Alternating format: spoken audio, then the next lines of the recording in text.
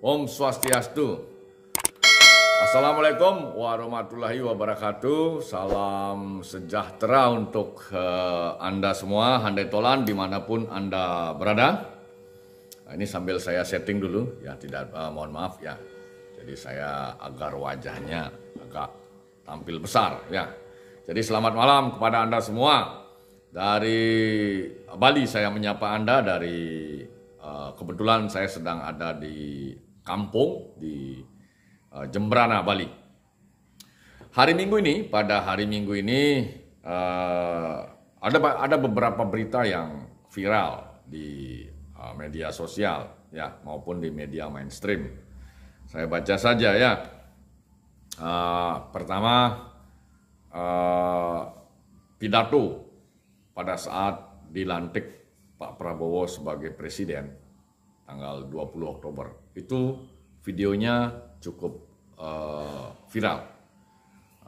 Di mana optimisme masyarakat timbul dengan pidato setelah Pak Prabowo dilantik, Presiden Prabowo dilantik. Itu salah satu informasi atau berita yang viral. Kemudian yang kedua, pernyataan Kepala Badan Penyelenggara Jaminan Produk Halal ya, Haikal Hasan Baras ya. Ini ramai juga viral, bahkan sempat dikomentari oleh Profesor Mahfud MD ya. Yang ketiga, yang viral ramai di media mainstream dan media sosial, yaitu kasus penangkapan OTT tangkap tangan oknum 3 hakim Pengadilan Negeri Surabaya.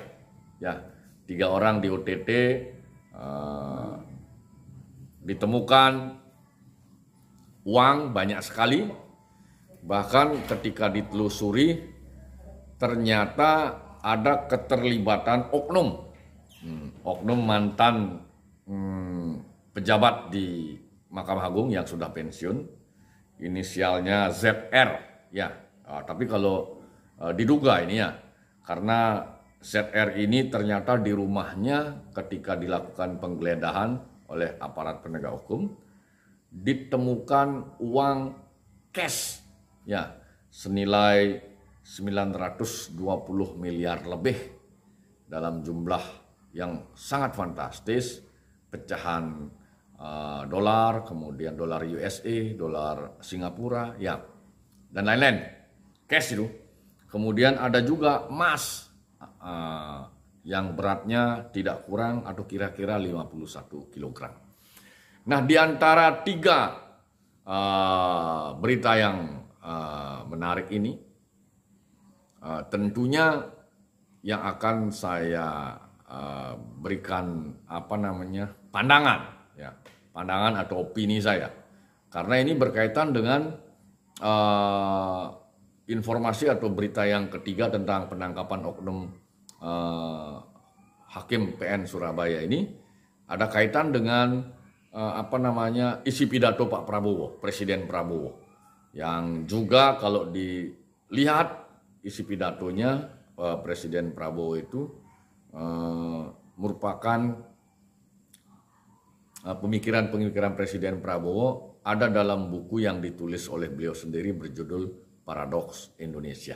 Nah, itu yang ingin saya berikan opini atau pandangan. Kebetulan karena di kampung ya, pemberdayaan UMKM, karena UMKM yang paling sehat, izinkan saya ikut memasarkan produk lokal Bali. Arak Bali ya. Jadi asal pulang kampung saya usahakan bisa minum sedikit saja arak.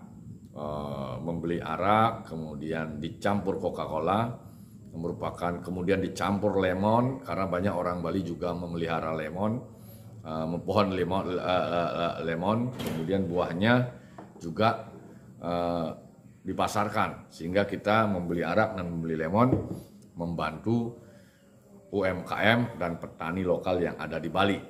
Ya, ini ketika arak Bali kita campur dengan Coca-Cola. Izin. Memang hangat badan. ya bisa membunuh kuman-kuman yang ada di dalam usus. Kaget dia kena alkoholnya arak. Nah lanjut bicara tentang opini saya tadi. Jadi penangkapan 3 oknum hakim pengadilan negeri Surabaya ini merupakan peristiwa hukum. Ya, semua orang kaget dengan 3 oknum hakim agung ini karena kasus pembunuhan ya dan penganiayaan Dini Sera Afriyanti ini di wilayah kota Surabaya, ini TKP-nya yang dilakukan oleh diduga dilakukan oleh Gregorius Ronald Tanur ini diputus bebas. Ya, ini mencengangkan. Kemudian akhirnya setelah ada terjadi kasus OTT itu, putusan MA ternyata menolak putusan PN Surabaya itu. Tapi bukan itu yang ingin saya komentari, ya. Ingin saya berikan pandangan. Yang ingin saya berikan pandangan adalah temuan uang tunai lebih dari 920 miliar di rumah ZR itu. Yang notabene beliau ini pensiunan kantor Mahkamah Agung. Kalau tidak salah jabatan terakhirnya itu dia kepala badan diklat di sana. Kalau tidak salah. Berarti itu mungkin setingkat eselon 2A atau eselon 1B. Ya. Kalau tidak salah, ya silakan dikoreksi. Nah, itu penting, jabatan itu penting karena ketika jabatan itu disalahgunakan, di sanalah ruang si oknum ZR ini punya kuasa berperan di luar kewenangan, artinya berperan karena dia punya kewenangan, dia bermain standar ganda bahasanya. Sehingga nilai yang dihasilkan itu cukup fantastis, sekitar di sekitaran 920 miliar lebih, sepanjang dia ini mengaku bahwa dia melakukan itu selama 10 tahun, kurang lebih 10 tahun. Jadi dari tahun 2012 sampai tahun 2022 pengakuannya dia di media. Berarti 920 plus 51 kilogram emas ini dia peroleh rentang waktu 10 tahun. Berarti setiap tahun dia mampu mengumpulkan uang minimal 92 miliar plus 51 kilogram dibagi 10 berarti 5,15 kilogram setiap tahun dapat emas. Sangat fantastis sekali. Nah, ini tentunya menjadi catatan kritis untuk kita semua, ya. Terlebih presiden yang baru, Presiden Prabowo, karena beliau ini kan baru beliau melakukan pidato perdana tanggal 20 pagi atau siang itu. Beberapa hari setelah itu terjadi kasus OTT 3 hakim agung ini, 3 hakim PN Surabaya ini. Nah, ini juga kasus ini juga sebenarnya merupakan kasus kesekian kalinya yang diketahui oleh publik. Oknum-oknum pelaku itu ternyata menyimpan uang banyak, ya. Oknum-oknum yang bermasalah, pejabat yang bermasalah, penguasa yang bermasalah, ya, atau oknum APH yang bermasalah. Sebelumnya pernah terjadi kasus Sambo misalnya, juga kasus Rafael Alun yang tidak main-main juga, ditengarai diduga ada skandal 349 triliun diduga. Jadi nilai ZR yang hanya 920 miliar ini kecil. Jika benar ada kasus yang ditengarai melibatkan Rafael Alun. Yang beritanya ini, berita Sambo dan Rafael Alun sudah senyap hilang entah kemana. Jadi tidak ramai lagi, terlepas proses itu berjalan atau tidak. Tetapi publik tidak ada memperhatikan itu lagi. Nah, ini menarik sekali kalau orang mencermati tentang perilaku sosial, perilaku masyarakat di satu negara atau state. Ya. Dan sangat menarik kalau mencermati perilaku masyarakat Wakanda, Konoha. Salah satunya apa? Begitu ada satu kejadian yang ramai, itu viral. Tub media Facebook, media Twitter, media TikTok ramai viral. Media X atau tadi saya katakan Twitter, Facebook, TikTok dan lain sebagainya viral. Ya kurang lebih sama dengan masyarakat di Bali. Viralnya 1-2 hari.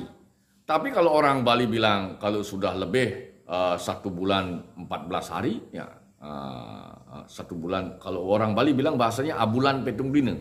1 bulan 7 hari dibilang bahasa orang Bali. Bahasa orang Bali itu 1 bulan 7 hari, abulan petung dina bahasa orang Bali. Jadi kurang lebih kalau kalender Bali itu sebulan 35 hari, 7 hari berarti 42 hari. Nah setelah 42 hari hilang senyap. Tidak ada lagi orang bicara. Viral yang bulan lalu itu tidak ada lagi orang bicara. Artinya hangat-hangat tai ayam. Nah, catatan kritis untuk kita semua. Hangat-hangat tai ayam. Setelah 1 bulan 7 hari hilang senyap. Ya memang. Ini bagian daripada kultur kita, yaitu masyarakat yang pemaaf, mudah memaafkan. Anda bisa bayangkan skandal Sambo, ya kasus Sambo, ada nyawa yang dikorbankan. Kemudian kasus Rafael Alun, ya juga ada orang yang dianiaya oleh diduga dianiaya oleh anaknya Rafael Alun. Sekarang lagi kasus Ronald Tanur. Ada nyawa yang melayang. Sebegitukah masyarakat Wakanda hanya ingat 1 bulan 7 hari, 42 hari seperti orang Bali dan Jawa. 1 bulan 7 hari. Setelah itu hilang. Padahal persoalannya ada ruang untuk menelusuri lebih menjauh dan lebih mendalam kasus-kasus itu. Yang ini yang saya katakan sangat pas apabila pidato Presiden Prabowo tanggal 20 Oktober itu ditegakkan. Karena di dalam buku Paradoks Indonesia itu ada bahasa beliau itu tulisannya solusi untuk Nusantara, solusi untuk Indonesia. Jadi kalau ada kasus uang yang ditemukan di dalam rumah ZR ini, telusuri, pelan-pelan ditelusuri. Karena kalau bicara angka itu banyak sekali kasus ya yang dimediasi oleh oknum yang bernama ZR ini.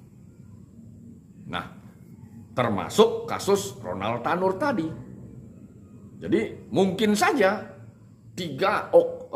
oknum tiga hakim PN ini tidak satu kali berbuat seperti ini. Ini sebenarnya pintu masuk yang sangat bagus untuk timnya Presiden Prabowo untuk melakukan reformasi nyata di jajaran yudikatif. Kalau mau. Nah, persoalannya mau sungguh-sungguh atau tidak. Ya. Itu poin penting yang ingin saya sampaikan berkaitan dengan kasus itu. Kemudian dengan adanya kasus OTT hak 3 hakim ini, itu sebenarnya sudah memberikan bukan hanya warning lagi kepada kita semua setanah air. Jadi para penulis novel itu sudah lebih dulu penulis-penulis novel Indonesia itu sudah lebih dulu menyampaikan keluhan-keluhan atau bahasanya itu kritik sosialnya itu dilakukan lewat tulisan novel. Banyak sekali. Tidak hanya Terelie. Ya. Ada lagi penulis yang judul-judulnya mirip dengan tulisan-tulisan Terelie yang diminati buku Terelie ini. Saya ambil misalnya bukunya Terelie judulnya Negeri Para Bedebah. Kemudian Tanah Para Bandit. Kemudian Negeri di Ujung Tanduk. Kemudian Bandit-Bandit Berkelas. Dan ada penulis-penulis novel lain yang tulisan-tulisannya hampir sama. Isinya itu sebenarnya satiri. Ya, sindiran buat kita semua. Terutama kepada oknum-oknum aparat yang masih bermain di areal abu-abu. Yang menjadi pertanyaan untuk saya pribadi, opini saya, apakah Presiden Prabowo akan memanfaatkan kasus penangkapan 3 oknum hakim PN ini sebagai entry point untuk menjawab atau mengkonkretkan atau mengkonkretokan isi buku beliau berjudul Paradok Indonesia itu. Ini PR untuk kita semua, PR untuk kabinetnya Pak Prabowo. Jadi kita harus support. Mudah-mudahan Pak Prabowo ingat dengan isi tulisannya. Ya, itu yang ingin saya sampaikan. Tetapi, nah tadi saya bicara pokoknya itu menyikapi penangkapan 3 oknum hakim PN Surabaya, kemudian penemuan uang di rumah yang mungkin ada kaitannya dengan kasus itu, oknum pensiunan MA, yang dihubungkan dengan bukunya Prabowo. Mendukung saya. Semoga Presiden Prabowo bisa menggunakan ini sebagai entry point untuk tindak lanjut isi bukunya. Yang kedua, nah ini, yang pertama saya optimis, yang kedua boleh dong saya pesimis. Ini. Kenapa saya pesimis? Ya, karena menyentuh oknum-oknum yang diduga ada kaitan dengan elit yang tidak terlihat. Ya, ini yang saya katakan, kalau bahasa saya namanya KP10, kakak pembina 10 orang. KP10 bahasa saya. Ini kelasnya Wakanda, Konoha, tidak keluar dia. Kalaupun mungkin ada akses keluar tapi tidak punya power di luar. Tapi dia powernya di dalam, kakak pembina. Nah kalau ada misalnya kaitannya connecting, misalnya oknum ZR, ada kaitan ke kakak pembina, bisa dilindungi. Atau mungkin oknum 3 hakim agung ini ada connecting ke oknum kakak pembina. Rasanya saya perlu menyampaikan pesimisme saya. Ya. Karena memang pengamatan saya dengan menggunakan teori konspirasi, kemudian teori ekonomi geopolitik global bahasanya, ya ini pendekatan kebijakan publik. Jadi kekuasaan itu tidak berdiri sendiri, ya. Termasuk di negeri Wakanda ada connecting di sana. Ya, yang saya duga peran kakak pembina itu masih kuat sekali. Ya. Bagaimana misalnya, ini kan sudah kalau saya cermati kakak pembina ini sebenarnya sudah melewati beberapa generasi dinastinya bahasanya. Jadi mereka ini yang getol atau aktif di proses penggulingan Bung Karno, dugaan saya, ya. Dugaan saya mereka terlibat di upaya penggulingan Bung Karno. Kemudian juga mereka ini juga terlibat di upaya atau kasus penggulingan Pak Harto. Termasuk mereka juga ada peran juga diduga upaya untuk mengimpeachment Gus Dur. Meskipun mereka tidak ada di dalam partai-partai, ya, tidak ada dia itu di dalam partai. Di struktur kekuasaan juga tidak ada. Makanya saya katakan dia ini tangan tidak kentara, tangan, meminjam istilahnya Adam Smith saya, tangan tidak kentara, ya. Itu 10 orang jumlahnya, ya. Nah ini yang saya duga punya peran yang sangat besar di Wakanda. Jadi siapapun yang akan menjadi penguasa di Wakanda, di Konoha, tidak sulit rasanya tidak didikte oleh mereka, ya. Sulit, sangat sulit, ya. Jadi kita tidak bisa menyalahkan siapa yang berkuasa di Wakanda atau Konoha. Karena sebenarnya mereka-mereka ini, apa namanya bahasanya? Ada enggak bahasa yang lebih sederhana daripada di remote bahasanya? Ya. Nah itu. Jadi itu kesimpulan saya, optimisme saya terhadap kasus itu mudah-mudahan dijadikan entry point oleh Presiden Prabowo untuk melakukan bersih-bersih di jajaran yudikatif di negeri ini. Sesuai dengan isi tulisan beliau di dalam buku Paradok Indonesia. Itu optimis. Kemudian pesimis, ini akan